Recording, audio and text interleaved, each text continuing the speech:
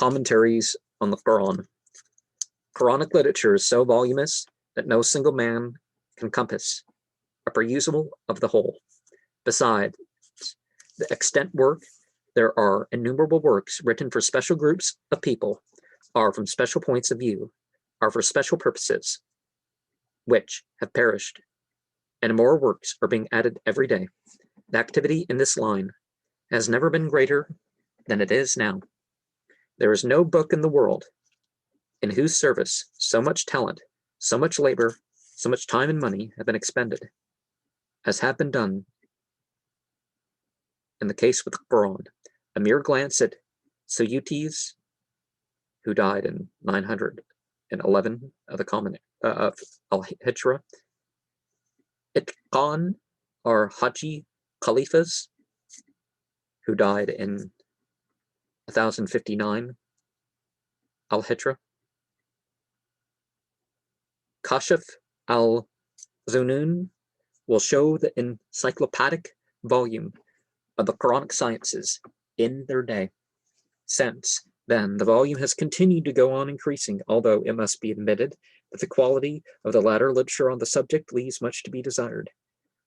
With the retrogression of the Islamic nations in original work in science, art, and philosophy, the concomitant limitation in their outlook and experience in various phases of intellectual and spiritual life has come a certain limitation in the free spirit of research and inquiry. The new renaissance of Islam, which is just beginning, will, it is hoped, sweep away cobwebs and let in the full light of reason and understanding. The need for an explanation of the verses of the Quran arose quite early.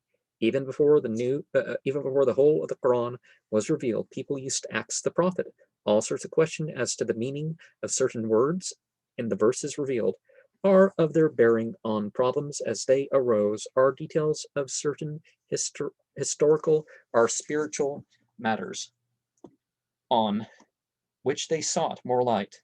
The Prophet's answers were carefully stored in the memory of the companions, ashab, and were afterwards written down in the next generation. The tabi'un were those who had not personally conversed with the Prophet, like the companions, but had conversed with the companions and learned from them. Subsequent generations always went back to establish a chain of evidence through the tabi'un and the companions. Through them grew up the science of hadith, or traditions. As this literature grew, it became necessary to establish strict rules by which the evidence could be examined and tested, so as to separate that which was considered to be established from that which was doubtful or weak, and that which was to be rejected or unproved. In the evolution of the science of hadith, it became clear that even among the companions, certain persons had better memories than others, better opportunities of becoming really acquainted with the Prophet's true meaning. Similarly, the claims of the tabi'un came to be examined and graded, and so on. Thus arose a new science, in which the names and positions of persons in hadith literature were examined biographically and in other ways. The hadith literature dealt with all sorts of matters, including theology, ethics, and exegesis. Explanation of the Quran. Exegesis soon became an independent science by itself and was called tafsir, and the spirit of tafsir itself began to widen as the experience and knowledge of the Arabs and Arabic writers began to increase. Besides the examination of correct traditions from various kinds and grades of authorities, it began to examine the meaning of words, philologically collecting a vast amount of learning as to root meanings. The usage of the Quran of the Quraysh tribe of Arabs, to which the Prophet belonged, the usage and meaning of words in the purest original Arabic, for it became mixed up with foreign idioms and usages by the use of Arabic language by non-Arabs in Islam, by the influence of the enormous geographical expression of the Arab race in the first few centuries of Islam. The increasing knowledge of history and Jewish and Christian legends enabled the commentators to illustrate the texts of the Holy Book with reference to these. Sometimes the amount of Jewish stuff, some of it absurd, which found its way into the commentaries was out of all proportion to its importance and relevance, and gave rise to the legend, which has been exploited by polemical Christian and Jewish writers, that Islam was built up on an imperfect knowledge of Christianity and Judaism, or that it accepts as true the illustrative legends from the Talmud or the Midrash, or various fantastic schools of Christianity. Then came philosophy and the mystic doctrine of the Sufi schools, the development of the science of Kalam, built on formal logic, and its further offshoot of the al-Aqaid, the philosophical exposition of the grounds of our belief, introduced further elements on the intellectual side, while Tawil, esoteric exposition of the hidden or inner meaning, introduced elements on the spiritual side, based on a sort of transcendental intuition of the expositor. The Sufi mystics at least adhered to the rules of their own orders, which were very strict, but many of the non-Sufi writers on the Tawil indulged an amount of license in interpretation, which has rightly called forth a protest on the part of the more sober ulama. For my part, I agree with this protest, while freely reserving the right of individual judgment on the part of every earnest writer. I think the art of interpretation must stick as closely as possible to the text which it seeks to interpret. Every serious writer and thinker has the right to use all the knowledge and experience he possesses in the service of the Quran, but he must not mix up his own theories and conclusions, however reasonable, with interpretation of the text itself, which is usually perfectly perspicuous as it claims to be. Our difficulties in interpretation often arise from various cases, of which I will mention just a few. Arabic words in the text have acquired other meanings than those which were understood by the Prophet and companions. All living languages undergo such transformations.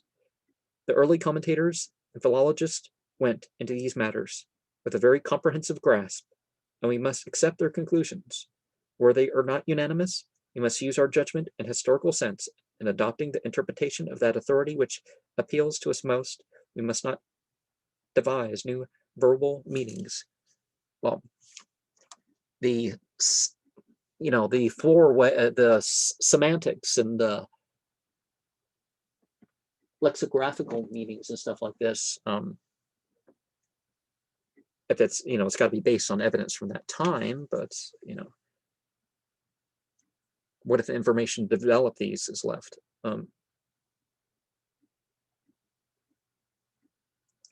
Even since the early commentators wrote, the Arabic language has further developed, and later commentators often abandoned the interpretation of earlier commentators without sufficient reason.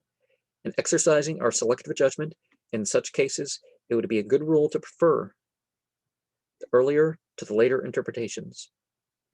Though, where a latter writer has reviewed the earlier interpretations and given good reason for his own view, he has an advantage which we must freely concede to him.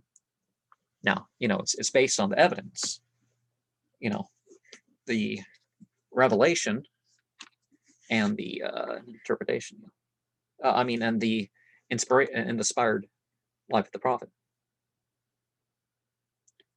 Classical Arabic has a vocabulary in which the meaning of each root word is so comprehensive that it is difficult to interpret it in a modern analytical language, word for word, or by the use of the same word. In all places where the original word occurs in the text, a striking example is furnished by the word sabr, about which we see my notes on 245 and 253. Even though one particular shade of meaning may be predominant in any particular passage, the others are latent. So in a ray of light, when a prism analyzes it, we may look at a portion of the field where a particular color predominates, but other colors do not escape our glance. An Arabic word is often a full ray of light. When a translator looks at it through the prism of a modern analytical language, he misses a great deal of its meaning by confining his attention to one particular color. European translators have often failed in this respect and sometimes even been landed in absurdities because these delicate, rich tones are not studied in their languages or literatures, and they do not look for them or appreciate them in the best examples of Oriental style. If they despise them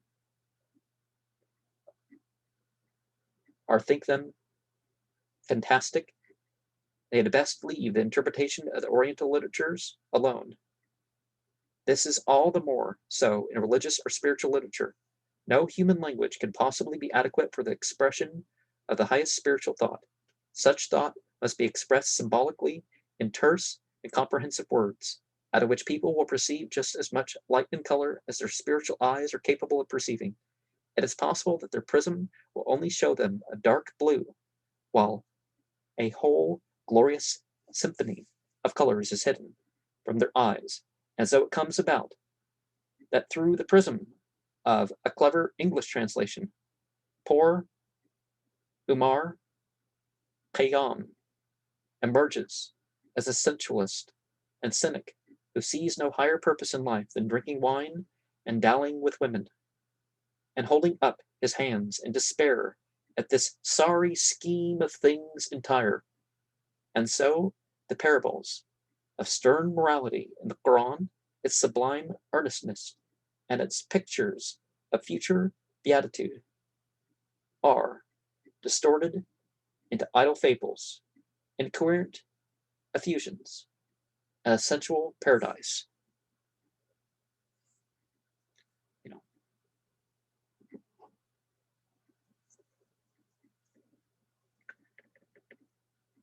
an opposite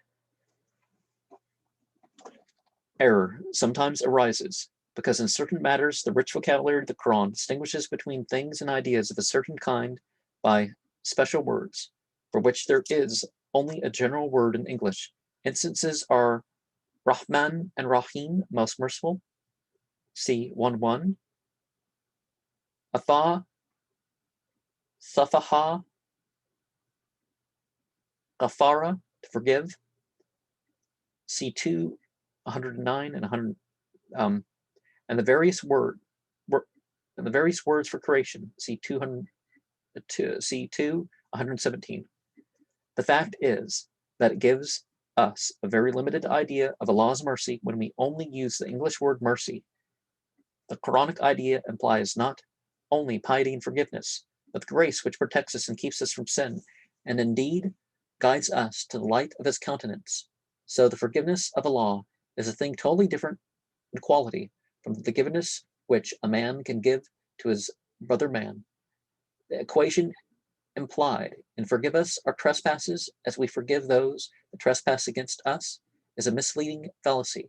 So again, creation is not just a simple process done by Allah at some remote time and finished with. The Quranic idea implies various processes and the continuous presence and activity of Allah and his creation. And I think maybe God was used instead of Allah in some of the cases here. So,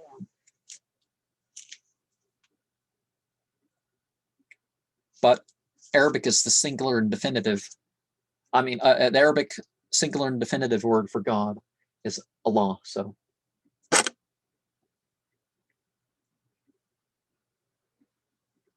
Allah's purpose is eternal. His plan is perfect, but man's intelligence is limited at his very best. In the same individual, it grows and declines according to the strength of his powers and the width of his experience. If we take mankind collectively, the variations are even greater from age to age and from people to people. There is, thus, no finality in human interpretation. And in the thing interpreted, a law's creation, there is constant flux and change, so that the impact of the one on the other must yield diverse results. The view of Kunjunga must vary infinitely according to the position of the observer. Even if Kunjunga remain the same, but if Kunjunga itself varies, there is a double cause of variation in the view. So I believe in the progressive interpretation, in the need for understanding and explaining spiritual matters from different angles. The difficulties that confront me may not be the same as those that confront you. The problems which our age has to meet must not be the same as the problems which puzzled earnest minds of the 4th or 6th or later centuries of the Hijra. Therefore, it is no merit to hug the solutions offered in the 4th or 6th centuries when our souls cry out in hunger for solace in the 14th century of the Hijra. It's the 15th century right now, by the way. The distinction drawn by commentators between matters of report, manqulat, and matters of judgment, maqqulat, are a sound one, and I heartily accept it. It would extend the scope of the maqqulat far beyond questions of idiom and meaning. In the former, issues are what actually happened, are what was actually said, are how were certain things done. Here, the closer we go back to contemporary authority, the better. In the latter, the issues are what is the bearing of this truth on our lives, or what illustration helps us to best grasp this, or what is the wisdom we can extract from this. In such matters, the closer we come to our own circumstances and experiences, the better. It is not only right, but our duty to seek honestly our own solutions, and while we respect authority, we must not neglect or despise the gifts which Allah has accumulated for us through the ages. The principles on which I have worked may be briefly stated. In matters of philology and language, I accept the best authority among those who are competent to deal with these questions. The older, the better. In matters of narration, contemporary authorities are best, subject to such corrections as have to be applied for their points of view. As to the particular occasions on which particular verses were revealed, the information is interesting and valuable from a historical point of view, and our older writers have collected ample materials for it. But to lay too much stress on it today puts the picture out of all perspective. The Quran was not revealed for a particular occasion only, but for all time. The particular occasion is now past. Our chief interest now is to see how it can guide us in our present lives. Its meaning is so manifold, and when tested, it is so true that we should be wise to concentrate on the matters that immediately help us. So in nature, plants seek out of the soil that food which gives them nourishment.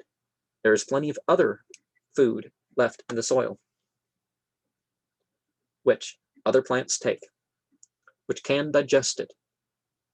In matters of remote history or folklore, we must take the results of the latest researches. In interpreting Jewish or Christian legends or beliefs, we must go to Jewish or Christian sources, but by way of illustration only, not in the direction of incorporating such beliefs or systems. Though they were true in their original purity, we are not sure of the form in which they subsequently took, and in any case, the fuller light of the sun obscures the lesser light of the stars.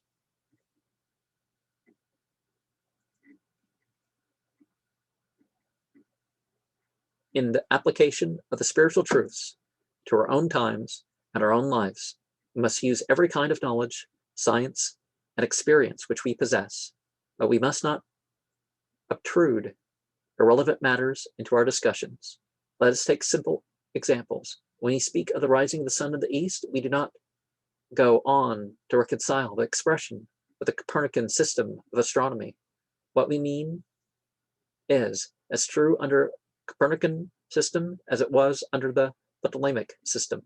When we speak of the endless plains of India, we are not put on our defense because the earth is round. Nor will such expressions as the seven firmaments raise questions as to the nature of space in modern astronomy. Man's intellect is given to him to investigate the nature of the physical world around him. He forms different conceptions of it at different times. Spiritual truths are quite independent of the question which of these conceptions are true, or in which way are they true, right? They deal with matters which are beyond the ken of physical science. And explaining our, sorry for the table, explaining or illustrating them, we shall use such language as is current among the people to whom we now speak. Let me set out the names of the most important tafsirs, especially those to which I have from time to time referred. They are not, however, in any sense my authorities. They belong to widely different schools of thought, and some of them express extreme views with which I do not agree. I only adopt the general sense of the accepted commentators. The monumental work of Abu Ja'far Muhammad ibn Jarir al-Tabari, who died in 310 al-Hijra. A perfect mine of historical information, as the author was both a historian and a traditionist. Copies are not easily accessible. Al-Mufradat, a dictionary of difficult words and phrases in the Quran by Abu al-Qasim Hossein al-Raghib al-Isfahani, who died in 503 al-Hijra. It also explains allusions. Al-Kashaf by Abu al-Qasim Mahmud ibn Umar al-Zamakhshari of Khwarizm, who died in 538 al-Hijra. Very full in the explanation of words and idioms, takes a decidedly rational and ethical view of doctrine. Numerous commentaries have been written on this commentary. Al-Tafsir al-Kabir by Abu al-Fadl Muhammad Fakhr al-Din al-Razi, who died in 606 al-Hijra. Very comprehensive, strong in interpretations from a Sufi or spiritual point of view. Now, there's 5 things, I think, that various people to criticize Islam point out Ibn Kathir, but I mean, no, I was thinking Kabir, Kathir, not Kabir, but okay, never mind. I can't think of any criticism of that volume at the moment. But Anwar al-Tanzil by al-Qadi Nasir al-Din Abu Sa'id Abdullah ibn Amr al-Bigdawi, who died in 685 al-Hijra, has drawn largely from al-Mufradat al-Kashaf and al-Tafsir al-Kabir, but incorporates a good deal of original matter, a very popular commentator on which, again, numerous commentaries have been written.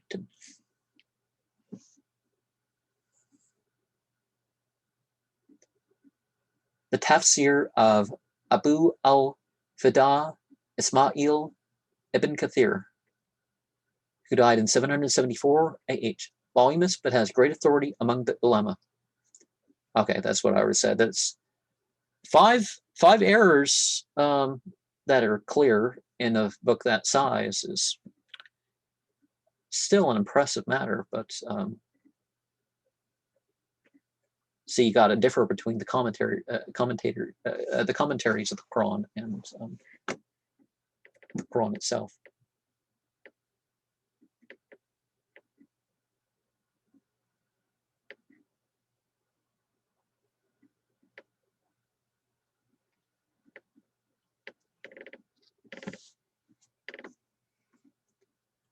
Al-Itqan fi Ulum al-Quran by Jalal ad-Din al-Suyuti,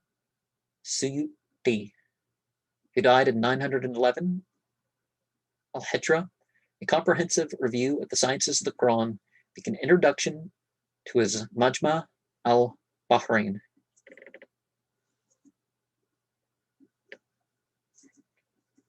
Tafsir al-Jalalain, written by Jalal ad-Din al-Suyuti, who died 911 al-Hijra, and Jalal ad-Din al-Mahalli,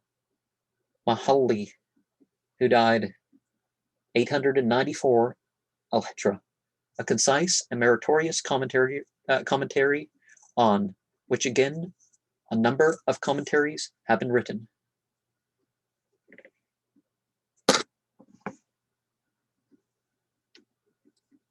Our country has produced some notable scholars in the realms of tafsir that wrote in Arabic and Persian, and the latter ones have written in Urdu.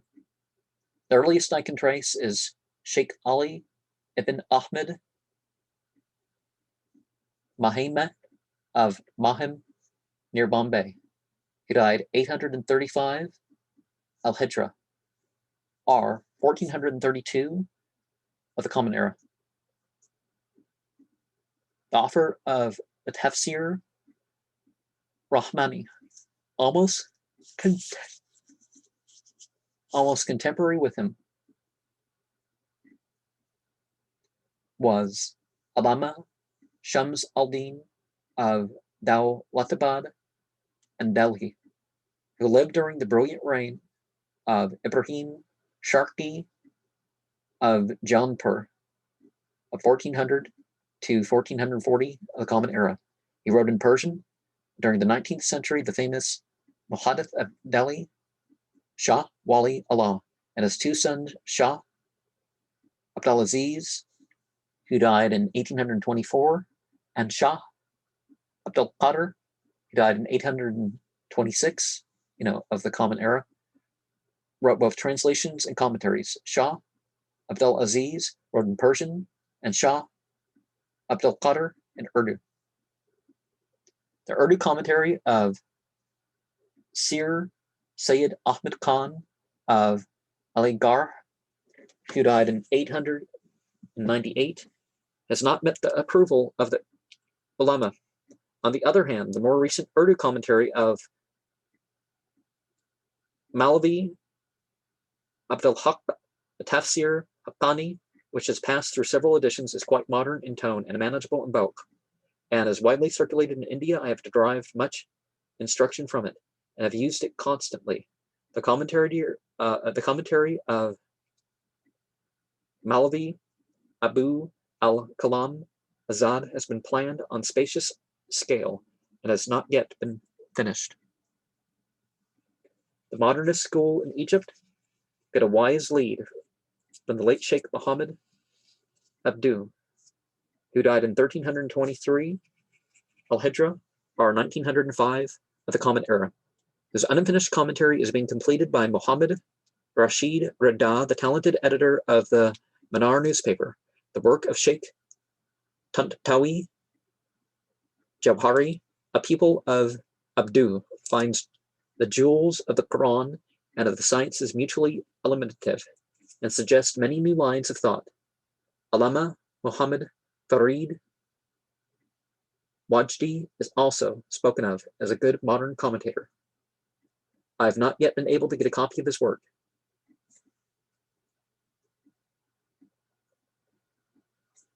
It has been said that the Quran is its own best commentary. As we proceed with the study of the book, we find how true this is. A careful comparison and collection of passages from the Quran removes many difficulties, like the claim that passages annul other passages. it's refuted, because you can follow any two bits if you have the,